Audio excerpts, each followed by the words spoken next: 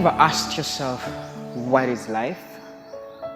Why we have to work so much to satisfy the demands, the wants, and even the needs of life?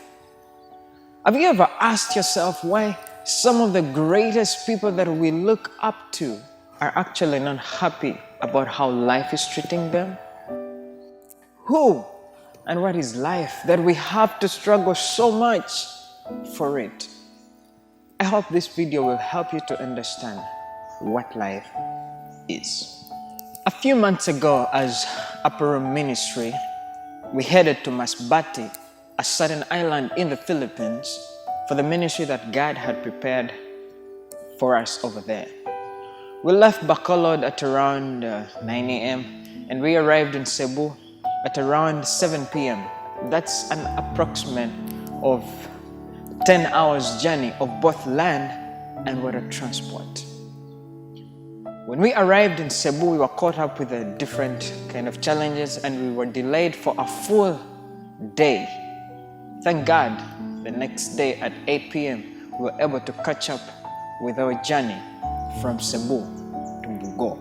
Now here is where the drama happens. We arrived in Bugo at around 11 p.m. got off the bus and entered the ship.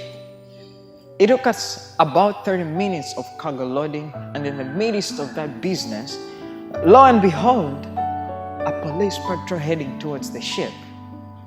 We were all asked to get out of the ship for checking. There was quite a little bit of confusion right there. 3 of our passengers were grabbed and accused of looting a jewelry store. We were shocked. We thought that that was the end of it. But it took us another 2 hours to search for the missing criminal. Little did we know that they were 4.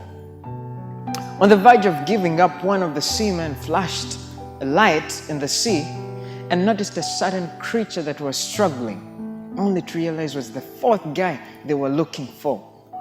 He had nothing to do but to swim back to the shore. The rest of the story you can tell. A few minutes later, they found a bag full of gold and jewelry and plenty of money, all left there to save his life. I will ask the question again. Who and what is life? That this man had to leave all the jewelry and the money that he had got, that he had stolen, that he had strived for, that he had risked his life for, just to save his life. James, the disciple of Jesus, asks the same question. What is your life? For you are mist that appears for a little time and then vanishes. But I praise God that Apostle Paul gives us the answer. And for Apostle Paul, life is Christ, and to die is gain. He continues to say, for I have been crucified with Christ. It's no longer I who lives, but Christ who lives in me.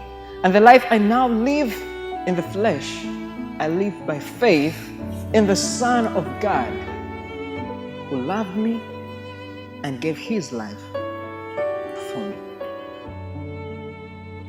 If you want to better understand what life is, ask Christ, for he found it better to lay down his life for his friends, you and me.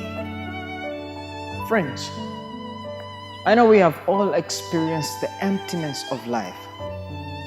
Sometimes we look so much for the riches, the treasures, and the pleasures of this world.